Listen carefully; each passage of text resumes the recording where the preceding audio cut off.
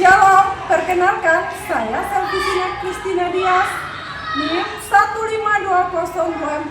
1522401041398, mahasiswa PPK Yaken Ambon. Saya akan melakukan praktek pembelajaran. Selamat menyaksikan. Seluruhnya siap, gerak. Lenca depan, gerak.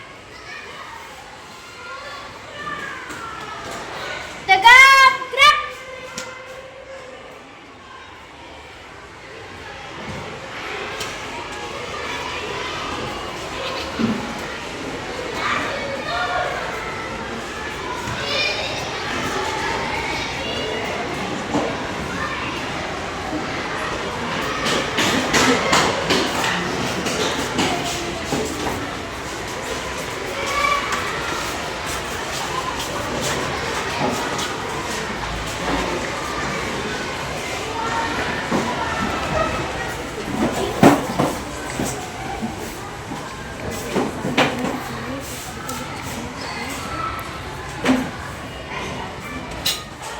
Selamat siang anak-anak. Selamat siang Ibu. Kabar hari ini? Baik Ibu. Di hari ini kita akan belajar pendidikan agama Kristen dan budi pekerti. Tapi sebelumnya kita berdoa dulu ya. Untuk itu saya minta ketua kelas, mana ketua kelas? Dia sang mata. Ibu minta supaya dia berdoa untuk kita semua di hari ini sebelum pembelajaran kita. Mari Bu.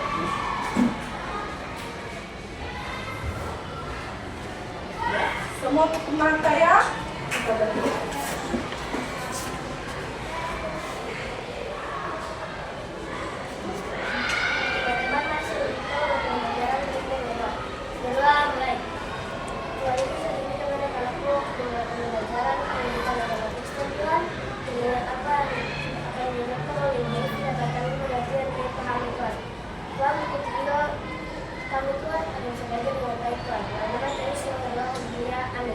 Amin. Silakan duduk. Ya anak-anak, di hari ini ada yang tidak hadir? Dua orang. Alasannya kenapa dia? Sakit ya. Kita selaku orang percaya, kita akan belajar hari ini pendidikan agama Kristen dengan tujuan yang akan kita capai di hari ini, yaitu setelah mengikuti pembelajaran, peserta didik diharapkan dapat menjelaskan makna kasih dan menolong sesama berdasarkan ajaran Alkitab. Yang berikut, memberikan contoh konkret tindakan menolong sesama di lingkungan sekitar. Yang berikut, membuat komitmen pribadi untuk melaksanakan tindakan menolong sesama. Ya, sebelum kita masuk dalam pembelajaran kita hari ini anak-anak, semua tahu lagu Mengasihi? Tahu Ibu. Ya, sama-sama kita menyanyi ya. 1, 2, 3. Mengasihi, mengasihi, lebih sungguh. Semua. Mengasihi, mengasihi, lebih sungguh. Tuhan lebih dulu mengasihi kepadaku. Mengasihi, mengasihi, lebih sungguh. Satu kali lagi ya. Mengasihi, mengasihi, lebih sungguh. Mengasihi, mengasihi, lebih sungguh.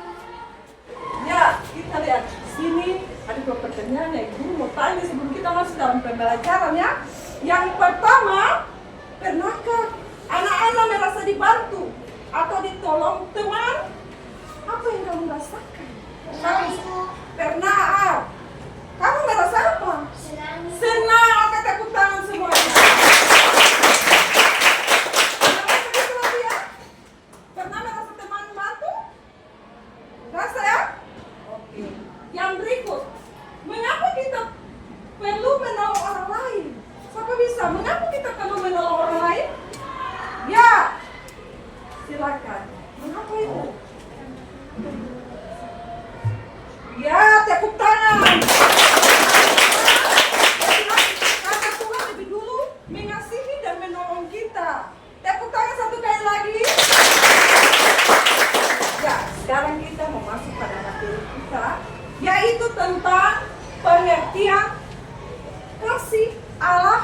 menurut Alkitab. Ya, di sini kita lihat kasih. Kasih adalah inti dari kehidupan orang percaya. Kasih bukan hanya perasaan, tapi melainkan tindakan yang nyata. Ya. Kemudian dalam Alkitab, kasih berasal dari Allah yang diwujudkan dalam tindakan nyata yang tidak mementingkan diri sendiri. Nah, itu anak-anak bisa lihat dalam pertama Yohanes 4 ayat 8. Silakan anak-anak bawa Alkitab. Bawa Alkitab tidak? Bawa Ibu. Ya, pertama Yohanes 4 ayat 8. Cepat ayo. Pertama Yohanes. Perjanjian lama atau baru itu? Ya, baru baca. Siapa yang mau baca cepat? Ya. Ayo dia, silakan. Berdiri ya. Silakan. Pertama Yohanes 4 ayat 8. Bahwa berikut Allah adalah kasih. Ya. Barang siapa tidak mengasihi, ia tidak mengenal Allah, sebab Allah adalah kasih. Ya. Oke, tepuk tangan semuanya. Berdua dulu. Ya, kita lihat. Tadi kita sudah baca tentang pertama Yohanes 4 ayat 8. Barang siapa tidak mengasihi, ia tidak mengenal Allah. Ya, sebab Allah adalah kasih.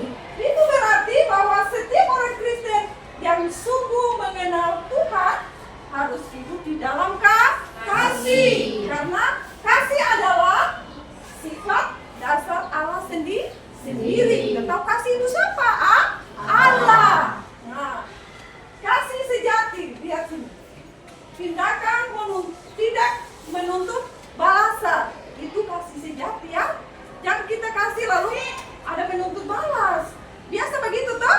Kalau kasih sesuatu, dia ini tidak pernah kasih per dia, itu tidak perlu kasih per dia.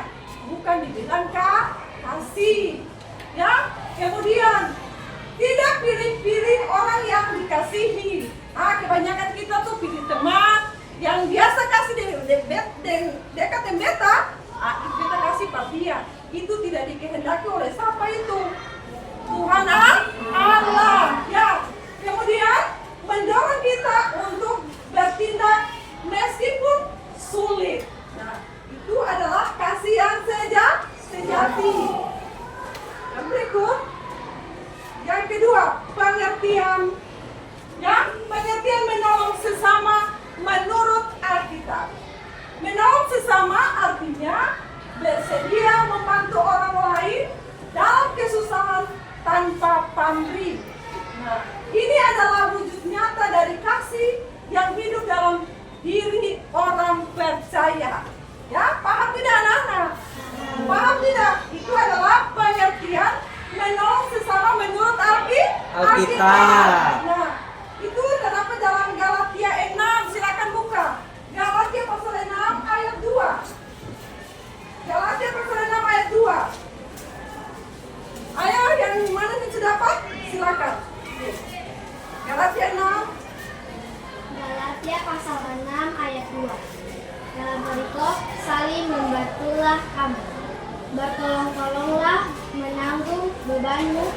Demikianlah kamu memenuhi hukum Kristus. Ya, tepuk tangan dulu.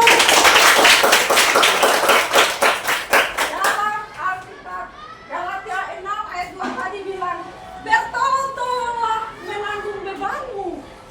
Demikianlah kamu memenuhi hukum Kristus. Nah, jadi dibilang begini, menolong sesama bukan hanya anjuran, ya. Menolong sesama bukan hanya anjuran, ya, tetapi itu adalah perintah Tuhan, ya. Ketika kita menolong orang lain, kita sedang melakukan kehendak Allah dan menjadi saluran berkat, ya. Itu tentang pengertian kasih, ya.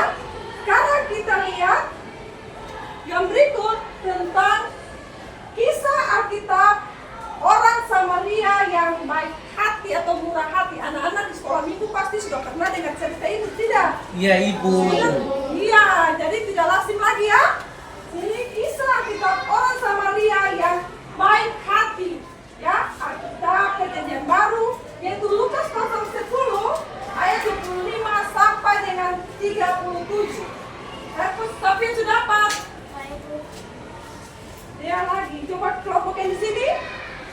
Bapak yang di sini. Ya, silakan. Suara yang besar. Suara besar. Ya. Pada suatu kali terjadilah seorang ahli Taurat ikut mencoba Yesus dan menunjuk apa yang harus dilakukan untuk mendapatkan hidup yang kekal. Jawab Yesus kepadanya, apa yang tertulis dalam hukum Taurat? Apa yang terbaca di sana? Jawab orang itu. Kasihilah Tuhan Allahmu dengan segenap hatimu dan dengan segenap jiwamu dan dengan segenap kekuatanmu dan dengan segenap akalmu, dan kasihilah sesamamu manusia seperti dirimu sendiri. Kata Yesus kepadanya, jawabmu itu benar. Buatlah demikian, maka engkau akan tetapi untuk membenarkan dirinya, orang itu berkata kepada Yesus, dan siapakah sesamaku manusia? Jawab Yesus, adalah seorang yang turun dari Yerusalem ke Yeriko. Dia jatuh ke tangannya penyamun-penyamun yang bukan merampoknya habis-habisan. Tetapi yang juga memukulnya dan yang ketiga itu pergi meninggalkannya setengah mati. Kebetulan ada seorang imam turun melalui jalan itu. Dia melihat orang itu, tetapi dia melewatinya dari sebelah jalan. Demikian juga seorang Lewi datang ke tempat itu. Ketika dia melihat orang itu, dia melewatinya dari seberang jalan. Lalu datang seorang Samaria yang sedang dalam perjalanan ke tempat itu, dan ketika ia melihat orang itu, tergeraklah hatinya oleh balas kasihan. Ia pergi kepadanya lalu membalut luka-lukanya, sesudah ia menyanyi dengan minyak dan anggur. Kemudian ia menaikkan orang itu ke atas kedelai segalanya sendiri, lalu membawanya ke tempat penginapan dan merawatnya. Keesokan harinya ia menyerahkan 2 dinar kepada pemilik penginapan itu. Lalu rawatlah dia, dan jika kau belanjakan lebih dari ini, aku akan menggantinya waktu aku kembali. Siapakah di antara ketiga orang ini menurut pendapatmu adalah sesama manusia dari orang yang jatuh ke tangan penyamun itu? Jawab orang itu, orang yang telah memberikan balas kasihan kepadanya. Kata Yesus kepadanya, pergilah dan berbuatlah demikian. Ya, tepuk tangan dulu. Kita lihat. Nanti baca kisah tentang apa itu? Orang Samaria ya? Atau baiklah hati. Nah, latar belakang dari kisah ini kita bisa dengar tadi dia baca itu toh, yaitu Yesus menceritakan kisah ini sebagai jawaban kepada seorang ahli Taurat, ya, yang bertanya, siapakah sesamaku manusia? Pasti di pikiran kita bertanya, siapakah yang sesama manusia? Ya? Yesus menjawab dengan sebuah perumpamaan, ya. Tuhan Yesus menjawab dengan sebuah perumpamaan karakter dalam kisah orang Samaria yang murah hati, ya. Orang Yahudi yang dirampok dan ditinggalkan hampir mati. Pasti anak-anak pernah dengar cerita itu toh? Iya, Ibu. Ya, di sekolah minggu di Tunas pasti sudah dengar cerita orang Samaria yang murah hati ini, ya. Ada seorang imam juga, ya, seorang pemimpin agama yang melihat korban tetapi tidak menolong, malah apa? Menghindar, ya. Kemudian orang Lewi lagi, itu juga tokoh agama. Apakah dia menolong? Tidak, dia tidak menolong. Kemudian datanglah seorang Samaria yang secara sosial dianggap musuh oleh orang Yahudi, ya. Tetapi justru ia berhenti lalu merasa iba. Dia merasa iba, kemudian dia apa? Menolong dengan apa itu?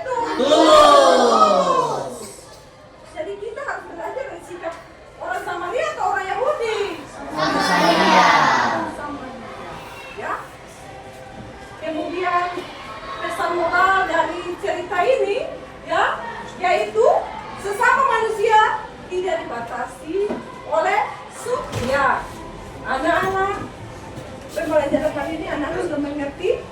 Sudah, Ibu. Sepaham? Paham, Ibu. Bisa ingat? Bisa, Ibu. Oke, ada yang mau bertanya? Mengerti, Ibu. Ya, kalau tidak lagi berarti Ibu Guru akan membagi kelompok untuk kita kerja ya. Karena anak-anak sudah mengerti toh? Sudah, Ya, Ibu. sekarang kita Ibu Guru bagi kelompok untuk 4 kelompok ya.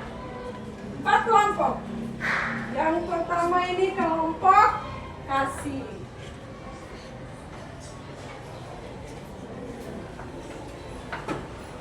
Yang berikut kelompok damai.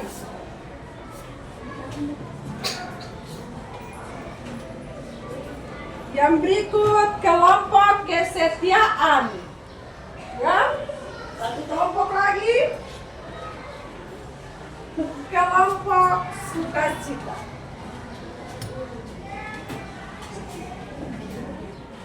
Oke anak-anak, karena tidak ada pertanyaan, Ibu akan membagi anak-anak dalam kelompok kemudian mengerjakan soal LKPD dan postur yang akan Ibu Guru bagi ya. Ya, Ibu. Untuk anak-anak kerja ya. Kemudian nanti pada waktunya selesai, Ibu akan menunjuk beberapa kelompok untuk ya memberikan arahan atau ini kepada kita semua. Kemudian yang postur juga Ibu akan menunjukkan kelompok yang akan mempertanggungjawabkan hasil kerjanya. Ya.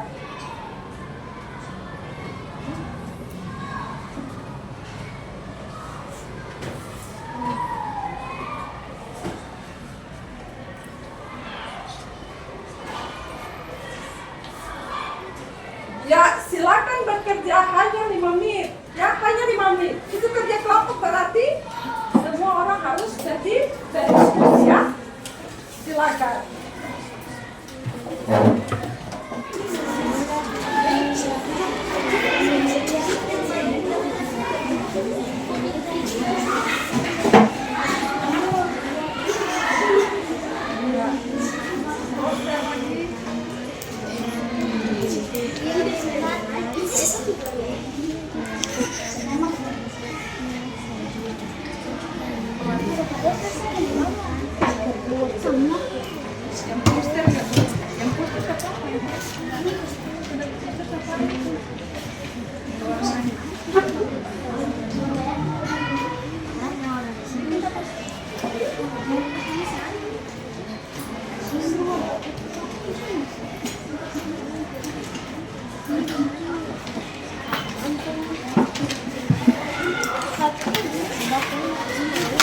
Ayo.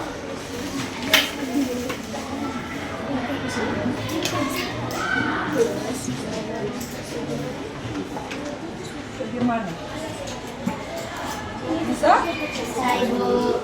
Ya, karena sudah waktunya 5 menit, maka selesai kita kerja kelompok atau diskusi. Sekarang kita akan mempresentasikan hasil kerja kelompok.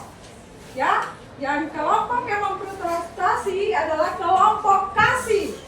Ibu minta 2 orang untuk ke depan. Untuk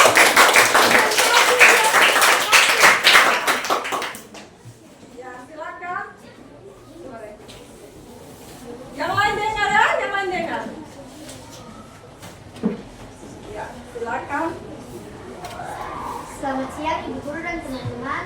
Ini kelompok kasih akan mempresentasikan hasil kerja kami. A. Pemahaman konsep. Jawablah pertanyaan berikut dengan benar. 1. Apa arti menolong sesama menurut ajaran Yesus Kristus? Jawabannya, menolong sesama seperti Yesus artinya kita mau membantu orang lain dengan kasih dan tanpa pamrih seperti Yesus yang selalu baik dan peduli pada semua orang. 2. Sebutkan satu ayat Alkitab yang mengajarkan kita untuk menolong sesama dan tuliskan isi ayat tersebut. Jawaban, Matius 25 ayat 40 yang berbunyi, aku berkata kepadamu, sesungguhnya segala sesuatu yang kamu lakukan untuk salah seorang dari saudaraku yang paling tua ini, kamu telah melakukannya untuk aku. 3. Mengapa kita perlu menolong sesama tanpa membedakan siapa orangnya? yang berharga. Yesus mengajarkan untuk mengasihi semua orang tanpa memandang perbedaan. B. Studi kasus. Bacalah situasi berikut dan jawab pertanyaannya. Di sekolah, kamu melihat temanmu kesulitan membawa banyak buku ke kelas. Apa yang kamu lakukan? Jelaskan tindakanmu dan alasannya. Jawaban, aku akan membantu membawakan bukunya karena Yesus mengajarkan kita untuk menolong teman yang sedang kesulitan. C. Ayo praktik. Tuliskan satu tindakan nyata yang bisa kamu lakukan minggu ini untuk menolong orang lain di rumah atau sekolah. Contoh, membantu teman yang sakit, membantu adik mengerjakan tugas, membantu guru mengangkat barang. Tuliskan rencanamu di bawah ini. Rencana aksi menolong sesama. Jawaban, aku akan membantu ibu menyapu rumah dan membantu teman yang lupa membawa pena atau pensil di sekolah. D. Refleksi diri. Jawablah dengan jujur. 1. Bagaimana perasaanmu saat menolong sesama? Jawabannya senang. 2. Apa yang kamu pelajari tentang menolong sesama dari pelajaran hari ini? Jawaban, aku belajar bahwa menolong itu penting dan harus dilakukan dengan kasih, seperti yang Yesus ajarkan kepada kami. Ya. Demikianlah hasil presentasi kami. Berikut ada yang menanyakan pertanyaan. Dari kelompok kasih ada yang meminta supaya mau tanya, ada yang belum dipahami. Ya, dari kelompok kesetiaan silakan. Kalau ada musuh kita yang sedang kesulitan, apakah kita harus membantunya? Ya, silakan. Ya, kita akan membantunya. Karena Tuhan Yesus mengajarkan kita harus mengasihi sesama manusia. Oke, tepuk tangan. Ada yang lain? Ada yang lain? Ya, tidak ada. Berarti kita satu kali lagi biar terima kasih kelompok kasih. Ya, dari poster saya persilakan kelompok damai untuk mempresentasikan tentang poster. Ya, silakan.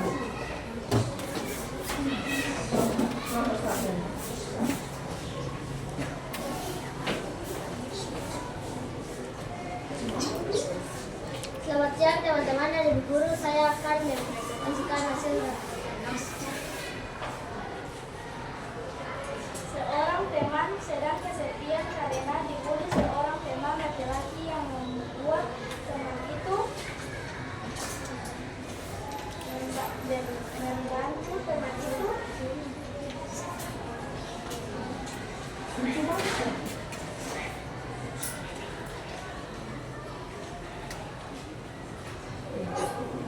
Tolong kelompok baca lalu tunjuk di kelompok masing-masing ya. Baca ulang.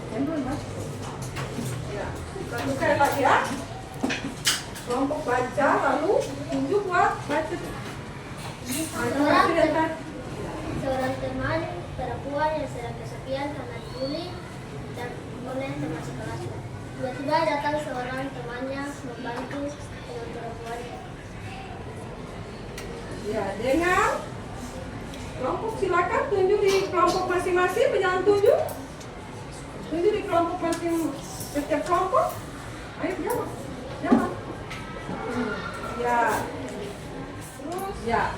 Anak-anak ibu akan memberikan apresiasi yang sebesar-besarnya karena anak-anak sudah boleh bekerja di kelompok dan sudah boleh ada kerjasama yang baik. Kita berikan apresiasi yang sekali lagi. Terima kasih. Sekarang kita mau bilang apa yang kalian rasakan setelah mendiskusikan topik menolong sesama. Ya? Senang. Lalu apa yang kalian lakukan setelah pelajaran ini? Apa yang kalian lakukan setelah selesai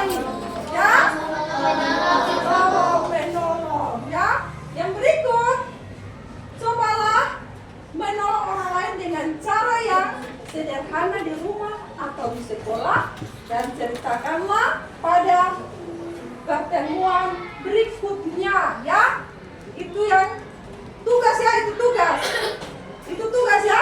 Setelah anak-anak sudah bekerja tadi di kelompok dan sudah mengerti, memahami, lalu dibilang, ya demikianlah pembelajaran kita hari ini. Dengan kita menutup dengan satu kesimpulan, yaitu kasih adalah dasar dari setiap tindakan menolong. Ya, menolong sesama adalah perintah Tuhan dan bukti nyata bahwa kita mengenal kasih Allah. Ya. Kisah orang Samaria yang baik hati mengajarkan bahwa siapapun dapat menjadi sesama jika kita mau peduli. Mari kita wujudkan kasih Kristus dengan tindakan sederhana yang membawa terang bagi sesama. Ya, demikian ya pembelajaran kita hari ini, dan kita akan menutup pembelajaran kita hari ini. Mari sama-sama kita berdoa. Semua tutup mata. Ya, kita berdoa. Terima kasih Tuhan atas kasih-Mu yang nyata dalam kehidupan kami. Kami selaku anak-anak-Mu sudah boleh belajar tentang firman Tuhan. Biarlah apa yang kami ajarkan ini anak-anak bisa mengerti, memahami, dan selebihnya mereka bisa memperlakukannya di sepanjang hidup kami dari hari lepas hari. Dalam nama Tuhan Yesus kami berdoa dan mengucap syukur pada Bapa di sorga. Amin. Ya. Semua duduk siap. Siap tas, ya. Lalu kita akan pulang.